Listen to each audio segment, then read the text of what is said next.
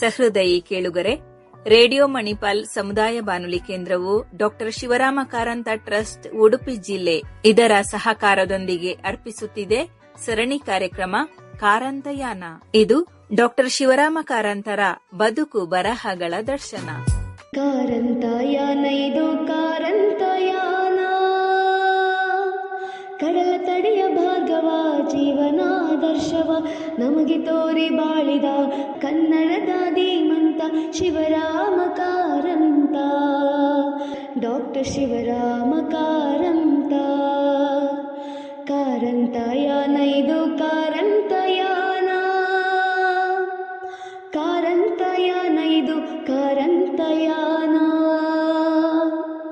ಬಾಲವನದ ಬಂಧುವೆ, ಯಕ್ಷಕಲೆಯ ಸಿಂಧುವೆ, ಸಾಮಾಜಿಕ ನ್ಯಾಯಕ್ಕೆ ನಿಚ್ಚ ನಿಂತು ಮುಂದೆಯೇ ಮಾನವತೆಯ ಸಂದೇಶ ಲೋಕಕ್ಕೆ ಸಾರಿದ ಕನ್ನಡದ ಧೀಮಂತ ಶಿವರಾಮ ಕಾರಂತ.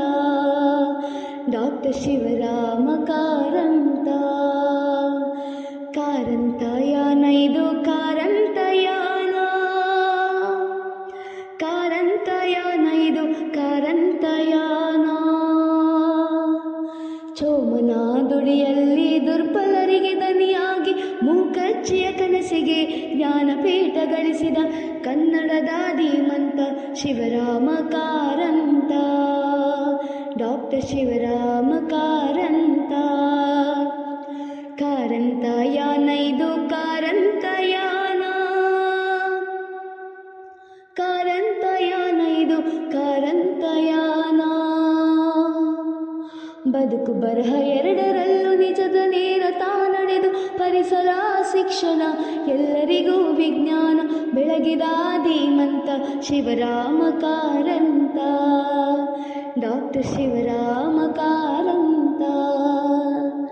ಕಾರಂತಯಾನ ಇದು ಕಾರಂತಯಾನ, ಕಾರಂತಯಾನ ಇದು ಕಾರಂತಯಾನ, ಕಾರಂತಯಾನ ಇದು ಕಾರಂತಯಾನ, ಕಾರಂತಯಾನ ಇದು ಕಾರಂತಯಾನ.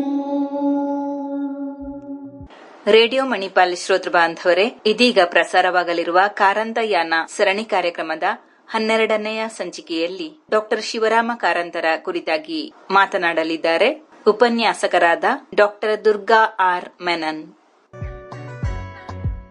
ಕೇಳುಗರಿಗೆ ರೇಡಿಯೋ ಮಣಿಪಾಲಕ್ಕೆ ಸ್ವಾಗತ. ನಾನಿವತ್ತು ಕೆ ಶಿವರಾಮ್ ಕಾರಂತರವರ ಪರಿಚಯವನ್ನ ಹೇಳಲಿದ್ದೇನೆ. ಆಡು ಮುಟ್ಟದ ಸೊಪ್ಪಿಲ್ಲ ಎಂಬ ಗಾದೆ ಕನ್ನಡದಲ್ಲಿ ಪ್ರಚಲಿತವಿದೆ. ಕನ್ನಡ ಸಾಹಿತ್ಯದಲ್ಲಿ ತಮ್ಮ ಬಹುಮುಖ ಪ್ರತಿಭೆಯಿಂದ ಮೇರು ಸದೃಶವಾಗಿರುವ ಶಿವರಾಮ ಕಾರಂತರ ಜೀವನ ಭೂಮಿಕೆಯ ಮೇಲೆ ಅವತರಣಗೊಳ್ಳದ ವಿಷಯಗಳೇ ಇಲ್ಲ. ಅವರು ಜ್ಞಾನಪೀಠ ಪ್ರಶಸ್ತಿ ವಿಜೇತರಾದುದು ತಮ್ಮ ಕೃತಿ ಮೂಕಜ್ಜಿಯ ಕನಸುಗಳಿಗಾಗಿ. ಅವರನ್ನು ಪ್ರಧಾನ ಸಾಹಿತಿ ಎಂದು ಗುರುತಿಸಲಾಗುವುದಾದರೂ ಯಕ್ಷಗಾನ ಪಟುವಾಗಿ, ನಾಟಕಕಾರರಾಗಿ, ಸಮಾಜ ಸುಧಾರಕರಾಗಿ, ರಾಜಕಾರಣಿಯಾಗಿ ತಮ್ಮ ವ್ಯಕ್ತಿತ್ವಕ್ಕೆ ಹಲವಾರು ಆಯಾಮಗಳೊಂದಿಗೆ ಸಾರ್ಥಕ್ಯ ತಂದುಕೊಂಡವರು. ಸಾಹಿತ್ಯ ಕ್ಷೇತ್ರದ ವ್ಯಾಪ್ತಿಯಲ್ಲಿ ಗಟ್ಟಿ ತಿರುಳಿನ ಮೌಲಿಕ ಕಾದಂಬರಿಗಳನ್ನು ರಚಿಸಿರುವ ಶಿವರಾಮ ಕಾರಂತರು ಪ್ರವಾಸ ಕಥನ, ಶಿಶು ಸಾಹಿತ್ಯ, ನಿಘಂಟು ಸಂಪಾದನೆ, ಅನುವಾದ ಹೀಗೆ ಕಾರಂತರ ಪ್ರತಿಭೆ ವೈವಿಧ್ಯಮಯ ವೇಷಗಳಲ್ಲಿ ಮೆರೆದಿದೆ. ತಮ್ಮನ್ನು ತಾವು ಒಂದು ಜಾತಿ, ಪ್ರಾಂತ, ರಾಜ್ಯ, ಸಂಸ್ಕೃತಿಗಳಿಗೆ ಒಳಪಡಿಸಿಕೊಳ್ಳದೆ ನಿರಂತರ ಪ್ರವಾಸ ಅಧ್ಯಯನಗಳ ಮೂಲಕ ಬಾನಗಲಕ್ಕೂ ರೆಕ್ಕೆ ಬಿಚ್ಚಿ ಹಾರಾಡಿದ ಬಾನಾಡಿ ಕಾರಂತರು. ಅತ್ಯಂತ ವೈಜ್ಞಾನಿಕ ಮತ್ತು ವೈಚಾರಿಕ ಮನೋಧರ್ಮದವರಾದ ಶಿವರಾಮ ಕಾರಂತರು ತಮ್ಮ ಸಿದ್ಧಾಂತ, ಆದರ್ಶಗಳನ್ನು ಆವರಿತ ಸಂಶೋಧನೆ ಮತ್ತು ವಿಸ್ತೃತ ಅಧ್ಯಯನ ಪರ್ಯಟನಗಳ ಮುಖಾಂತರವೇ ಕಂಡುಕೊಂಡರು. ನೀತಿ ನಿಯಮಗಳನ್ನು, ಜಾತಿ ಸಂಸ್ಕೃತಿಗಳನ್ನು ಮಾನವೀಯ ನೆಲೆಗಟ್ಟಿನಲ್ಲಿ ಭದ್ರಗೊಳಿಸಿದಲ್ಲಿ ಮಾತ್ರವೇ ಅವು ಅರ್ಥಪೂರ್ಣವಾಗಬಲ್ಲವು ಮತ್ತು ಸರ್ವಧರಣೀಯವಾಗಬಲ್ಲವು ಎಂದು ಶಿವರಾಮ ಕಾರಂತರು ಪ್ರತಿಪಾದಿಸುತ್ತಾ ಬಂದವರು. ಕಾರಂತರು ಕನ್ನಡದ ಒಂಟಿ ಸಲಗ. ಬಹುದೂರ ಒಂಟಿಯಾಗಿ ನಡೆಯುತ್ತಿದ್ದರು. ಅವರ ಧ್ವನಿ ಅದೂ ಒಂಟಿಯೇ. ಕಾರಂತರ ವ್ಯಕ್ತಿತ್ವ ವಿಭಿನ್ನವಾದದ್ದು. ಅವರ ಹೃದಯ ಹಸಿರು. ಅವರ ವಿಚಾರಗಳು ಹಲಗಿನಂತೆ ಹರಿತವಾದುದು. ಅವರ ವಿಚಾರಧಾರೆ ಕನ್ನಡ ಸಾಹಿತ್ಯಕ್ಕೆ ಹೊಸತಾಗಿತ್ತು. ಮೂಢನಂಬಿಕೆಗಳ ಕಡು ವಿರೋಧಿಯಾಗಿದ್ದ ಶಿವರಾಮ ಕಾರಂತರು ಖಂಡಿತವಾದಿಯಾದರೂ ಲೋಕಪ್ರಿಯರಾಗಿ ತಮ್ಮ ಕೃತಿಗಳ ಮೂಲಕ ನಮ್ಮೊಂದಿಗಿದ್ದಾರೆ. ಉಡುಪಿ ಜಿಲ್ಲೆಯ ಕೋಟ ಎಂಬ ಊರಿನಲ್ಲಿ 1902 ಅಕ್ಟೋಬರ್ 10 ಕಾರಂತರು ಜನಿಸಿದರು. ತಂದೆ ಶೇಷಕಾರಂತರು, ತಾಯಿ ಲಕ್ಷ್ಮಿ. ಸನಾತನ ಮನೋಧರ್ಮದ ಧಾರ್ಮಿಕ ಶ್ರದ್ಧೆಯುಳ್ಳ ಕುಟುಂಬ ಇವರದಾಗಿತ್ತು. ಸಾರಿಗೆ ಸಂಪರ್ಕದ ಕೊರತೆಯಿಂದ ನಿಂತ ನೀರಾಗಿದ್ದ ಕೋಟ ಬ್ರಿಟಿಷ್ ಆಳ್ವಿಕೆಯಿಂದಾಗಿ ರಸ್ತೆ, ರೈಲು ಸಂಪರ್ಕಗಳು ಏರ್ಪಟ್ಟು ಹೊಸ ಜಾಗೃತಿ ಬದಲಾವಣೆಗಳು ಕಾಣಿಸಿಕೊಂಡವು. ಹೊಲಗದ್ದೆಗಳು, ಅಲ್ಲಲ್ಲಿ ತೆಂಗಿನ ತೋಟಗಳು, ಸುಂದರ ಕಡಲ ದಂಡೆಯನ್ನು ಹೊಂದಿದ್ದು ಶಿವರಾಮ ಕಾರಂತರ ಕೃತಿಗಳಿಗೆ ಸ್ಫೂರ್ತಿಯಾದುದಲ್ಲದೆ ಅವರ ಕಾದಂಬರಿಗಳಿಗೆ ಹಿನ್ನೆಲೆಯಾಗಿಯೂ ಪಾತ್ರಗಳಾಗಿಯೂ ಮೂಡಿಬಂದಿವೆ. ಶಿವರಾಮ ಕಾರಂತರ ಮನೆಯಲ್ಲಿ ಪಾರಿವಾಳ, ಬರ್ಕ, ಗಿಳಿ, ನವಿಲು ಇತ್ಯಾದಿ ಪ್ರಾಣಿ ಪಕ್ಷಿಗಳನ್ನು ಸಾಕಿದ್ದರು. ಕಾರಂತರಿಗೆ ಇದರಿಂದ ಪ್ರಕೃತಿಯೊಂದಿಗೆ ಅವಿನಾಭಾವ ಸಂಬಂಧ ಬೆಳೆಯಲು ಸಾಧ್ಯವಾಯಿತು. ಶಿವರಾಮ ಕಾರಂತರು ಪರಿಸರವನ್ನು ಬಹಳಷ್ಟು ಪ್ರೀತಿಸುತ್ತಿದ್ದರು.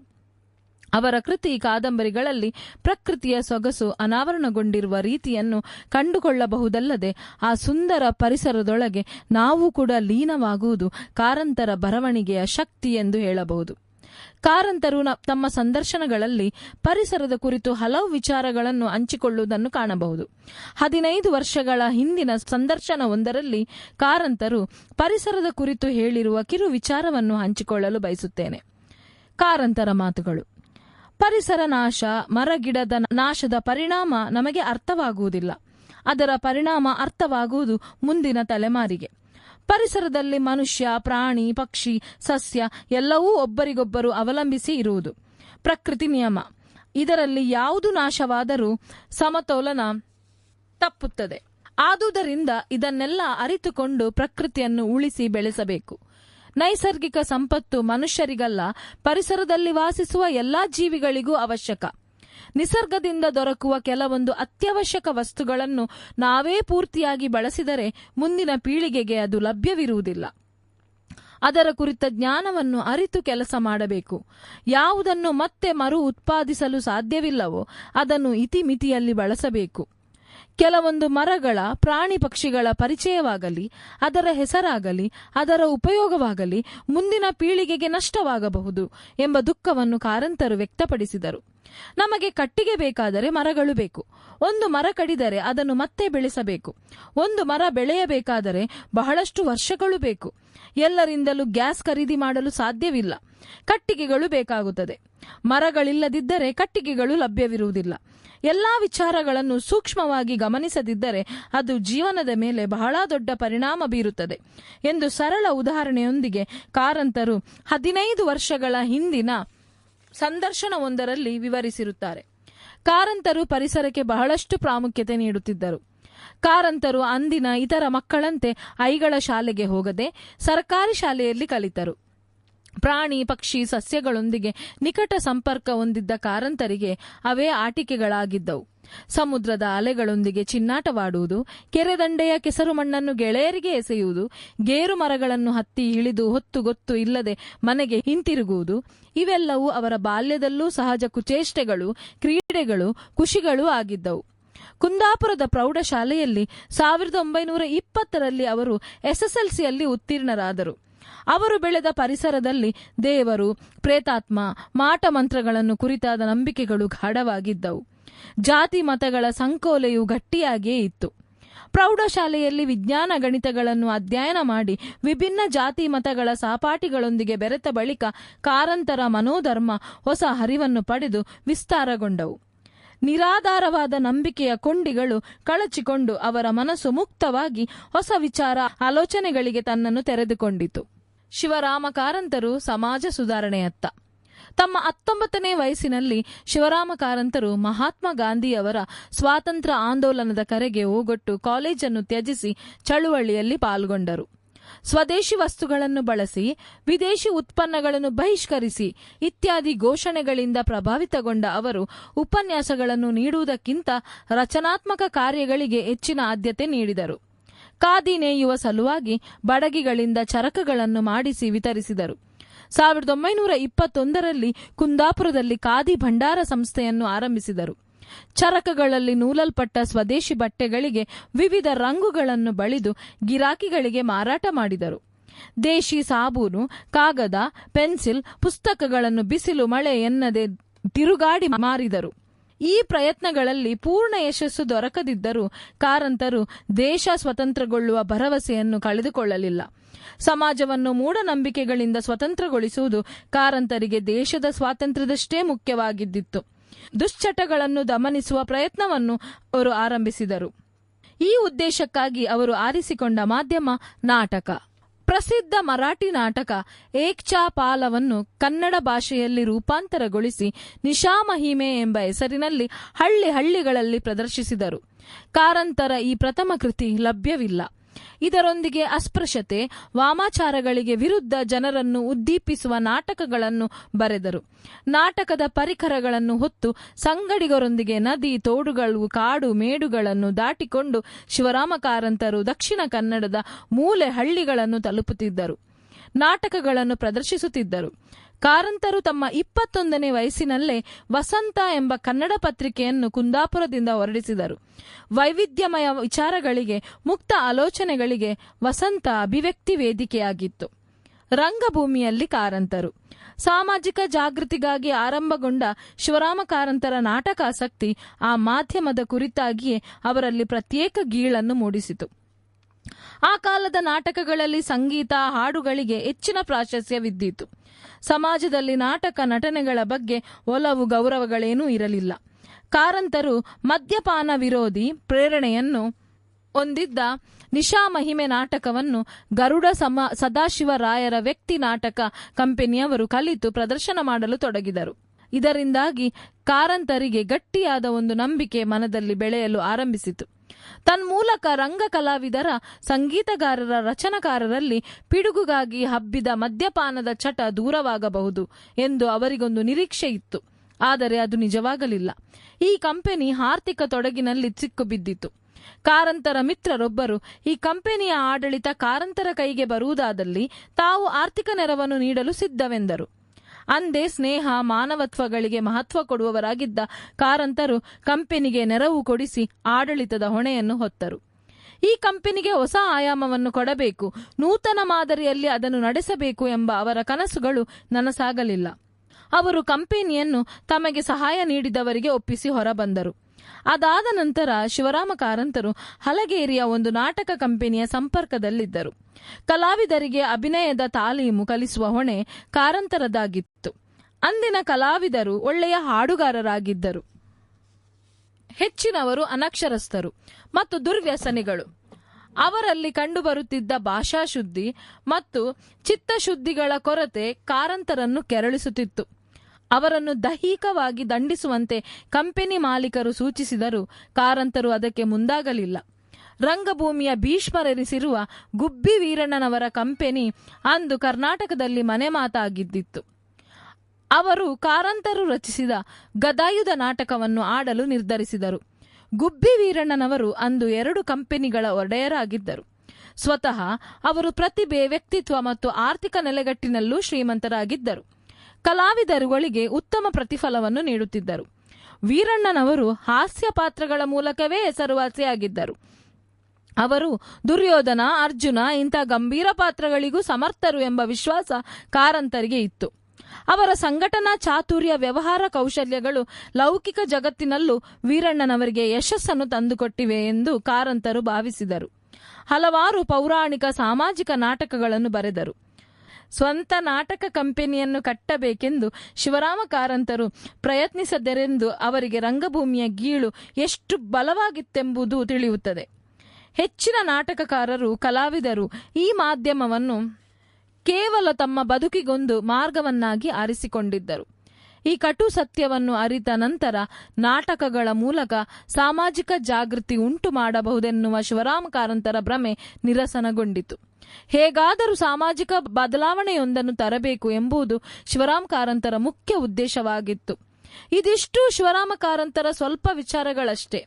ಕಾರಂತರು ಶಿಲ್ಪಕಲೆ, ವಾಸ್ತುಶಿಲ್ಪ, ಸಂಗೀತ, ಚಿತ್ರಕಲೆ ಇವೆಲ್ಲದರಲ್ಲೂ ಬಹಳಷ್ಟು ಕೆಲಸ ಮಾಡಿದವರು.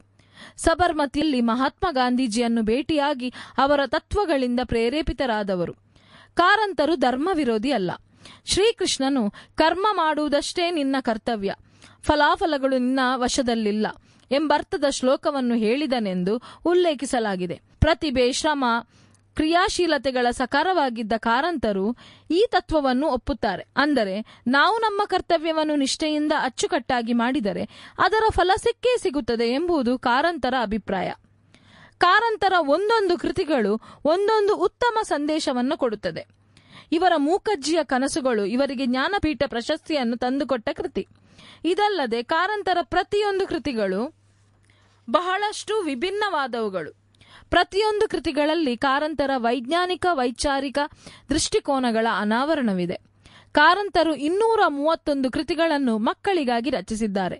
ಬಾಲ ಪ್ರಪಂಚ, ವಿಜ್ಞಾನ ಪ್ರಪಂಚ ಮತ್ತು ಪ್ರಾಣಿ ಪ್ರಪಂಚ ಎಂಬ 3 ವಿಶ್ವಕೋಶಗಳು.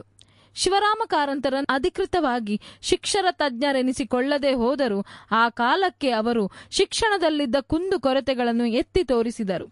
1931 ಮಕ್ಕಳಿಗಾಗಿ ಶಿಕ್ಷಣ ಶಿಬಿರಗಳನ್ನು ಏರ್ಪಡಿಸಿ ಪ್ರಾತ್ಯಕ್ಷಿಕೆಗಳನ್ನು ನಡೆಸಿಕೊಟ್ಟರು.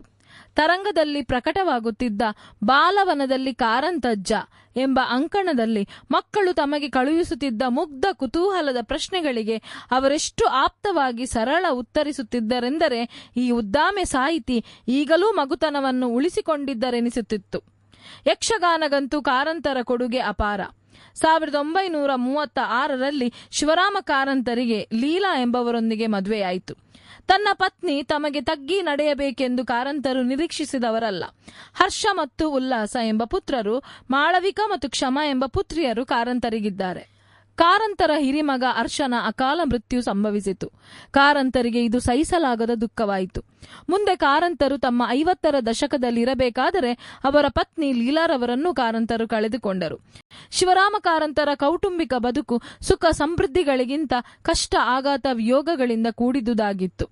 ಇಷ್ಟಾಗಿಯೂ ಆ ಪುಟ್ಟ ಜಗತ್ತಿನಲ್ಲಿರುವ ಮಾಯೆ, ಸೊಗಸು, ನಾವೀನ್ಯತೆಗಳನ್ನು ಕಾರಂತರು ಅನುಭವಿಸಿದರು, ಗೌರವಿಸಿದರು.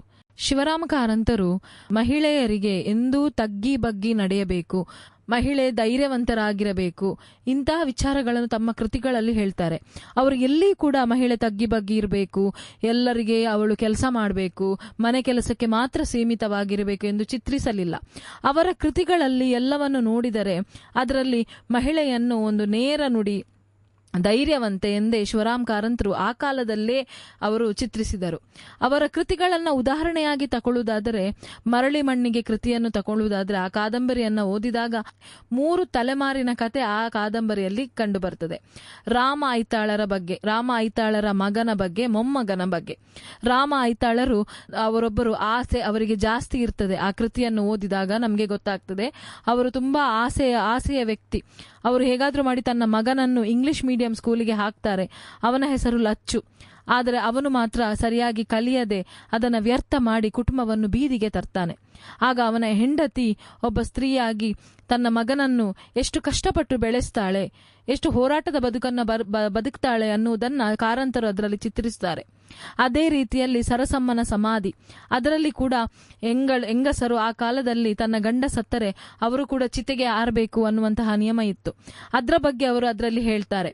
ಈ ರೀತಿಯಾಗಿ ಅಂದಿನ ಸಮಾಜದಲ್ಲಿ ಏನೇನೆಲ್ಲ ಮಹಿಳೆಯರಿಗೆ ವಿರೋಧವಾದ ಕೆಲವು ವಿಚಾರಗಳಿತ್ತೋ ಅದನ್ನು ಅವರು ಅದರಲ್ಲಿ ತುಂಬಾ ಧೈರ್ಯವಂತರಾಗಿ ಮಹಿಳೆಯರು ಕೆಲಸ ಮಾಡಬೇಕು, ಮಾತಾಡಬೇಕು ಅಂತೇಳಿ ಹೇಳ್ತಾರೆ. ಶಿವರಾಮ ಕಾರಂತರ ಧರ್ಮರಾಯನ ಸಂಸಾರ ಅನ್ನುವಂತಹ ಕಾದಂಬರಿಯನ್ನ ಓದಿದಾಗ ಆ ಕಾದಂಬರಿಯಲ್ಲಿ ಬರುವಂತಹ ಪಾತ್ರ ಸರಸ್ವತಿ, ಅವಳು ಮಹಾಬಲ ಎನ್ನುವ ಒಬ್ಬ ವ್ಯಕ್ತಿಯನ್ನ ಮದುವೆ ಆಗ್ತಾಳೆ. ಆ ಮಹಾಬಲ ಅವಳಿಗೆ ತುಂಬಾ ಮಾನಸಿಕವಾಗಿ, ದೈಹಿಕವಾಗಿ ಹಿಂಸೆ ಕೊಡುವಂತಹ ಪಾತ್ರ.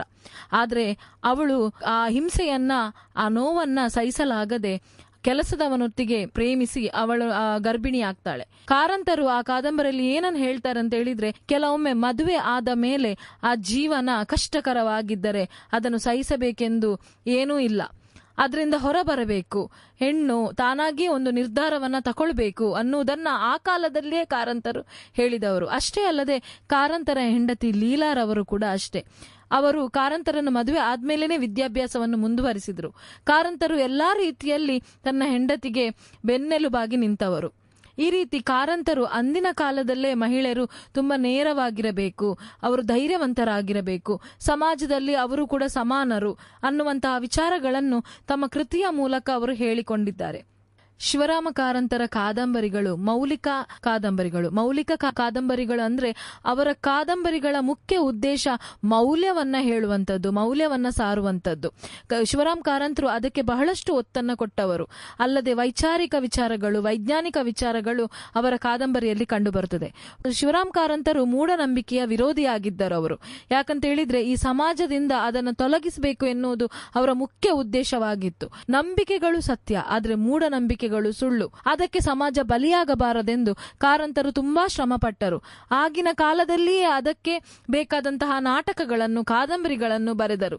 ಜನರಿಗೆ ಅದರ ಬಗ್ಗೆ ಮಾಹಿತಿಯನ್ನ ಕೊಟ್ಟರು. ಶಿವರಾಮ ಕಾರಂತರು ಸೇವೆ ಸಲ್ಲಿಸದ ಕ್ಷೇತ್ರವೇ ಇಲ್ಲ. ಕನ್ನಡ ಸಾಹಿತ್ಯಕ್ಕೆ ಮಾತ್ರವಲ್ಲದೆ ನಮ್ಮ ದೇಶಕ್ಕೆ ಶಿವರಾಮ ಕಾರಂತರೊಂದು ವರದಾನ. ಇವರ ಕುರಿತು ಓದುವುದೇ ಭಾಗ್ಯ, ಕಾರಂತರ ವ್ಯಕ್ತಿತ್ವ ಸಾಧನೆಯನ್ನು ಕೇಳುವುದೇ ಭಾಗ್ಯ. ಧನ್ಯವಾದಗಳು. ಕಾರಂತಯಾನ ಇದು ಕಾರಂತಯಾನ, ಕಡಲ ತಡೆಯ ಭಾರ್ಗವ, ಜೀವನಾದರ್ಶವ ನಮಗೆ ತೋರಿ ಬಾಳಿದ ಕನ್ನಡದ ಧೀಮಂತ ಶಿವರಾಮ ಕಾರಂತ. ಪ್ರಿಯ ಕೇಳುಗರೆ, ಇದುವರೆಗೆ ಡಾಕ್ಟರ್ ಶಿವರಾಮ ಕಾರಂತ ಟ್ರಸ್ಟ್ ಉಡುಪಿ ಜಿಲ್ಲೆ ಇದರ ಸಹಕಾರದೊಂದಿಗೆ ಮೂಡಿಬಂದ ಕಾರಂತಯಾನದ ಇಂದಿನ ಸರಣಿ ಕಾರ್ಯಕ್ರಮದಲ್ಲಿ ಡಾಕ್ಟರ್ ಶಿವರಾಮ ಕಾರಂತರ ಕುರಿತಾಗಿ ಮಾತನಾಡಿದವರು ಉಪನ್ಯಾಸಕರಾದ ಡಾಕ್ಟರ್ ದುರ್ಗಾ ಆರ್ ಮೆನನ್. ಸಾಮಾಜಿಕ ನ್ಯಾಯಕ್ಕೆ ನಿಚ್ಚ ನಿಂತು ಮುಂದೆಯೇ ಮಾನವತೆಯ ಸಂದೇಶ ಲೋಕಕ್ಕೆ ಸಾರಿದ ಕನ್ನಡದ ಧೀಮಂತ ಶಿವರಾಮ ಕಾರಂತ, ಡಾಕ್ಟರ್ ಶಿವರಾಮ ಕಾರಂತ.